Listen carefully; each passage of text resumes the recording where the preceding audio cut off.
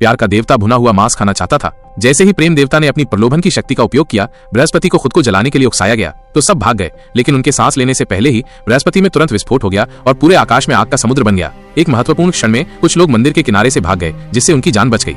जब उन्हें पता चला कि रेगिस्तान का देवता सांगबियाओ अपने शासन को मजबूत करने के लिए प्राचीन देवताओं को मार चुका था, तो क्युंगग तुरंत रेगिस्तान के दिल में स्थित पिरामिड में जाने का फैसला करता है। सांगबियाओ की दिव्य अग्नि को नष्ट करने और ये पुष्टि करने के बाद कि कुछ लोग लहरें नहीं उठा सकते हैं, सांगबियाओ ने बिना पीछे देखे छोड़ दिया और अगले ही पल रेगिस्तान का मंदिर भी ढह गया। संकट के क्षण में क्युंगग अंततः जेल से मुक्त हो गया और पूरी तरह से दफन होने से पहले भाग निकला। और सांगबियाओ यहाँ था, लेकिन उसने एकत्रित सभी देवताओं की शक्ति अपने शरीर में एकीकृत कर ली थी। लेकिन उसके कार्य सूर्य देवता लाओबाई द्वारा पहले ही घृणा किए जा चुके थे, तो पिता और पुत्र ने तुरंत एक बड़ी लड़ाई शुरू कर दी।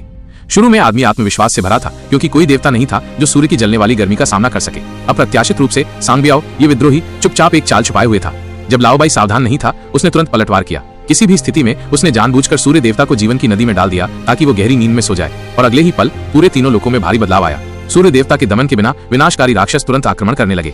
पूरी तरह से सर्वोच्च दिव्य अधिकार को जब्त करने के लिए सांगबियाओ ने वास्तव में विनाशकारी राक्षसों को आक्रमण करने का नेतृत्व किया, पूरी दुनिया को नष्ट करने की इच्छा रखते हुए। उस समय वो इसे फिर से आकार देगा और सभी देवताओं का अधिकार सांगबियाओ के पास जाएगा।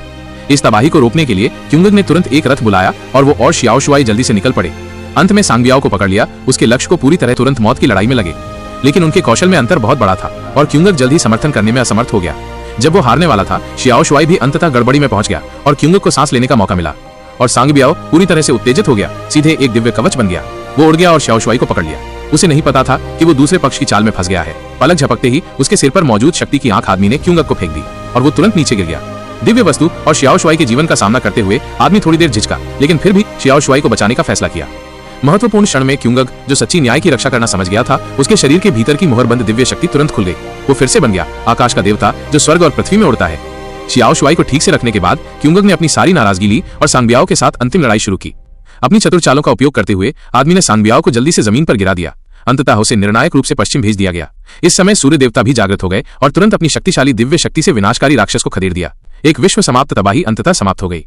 कहानी के अंत में क्युंगग को फिर से ताज पहनाया गया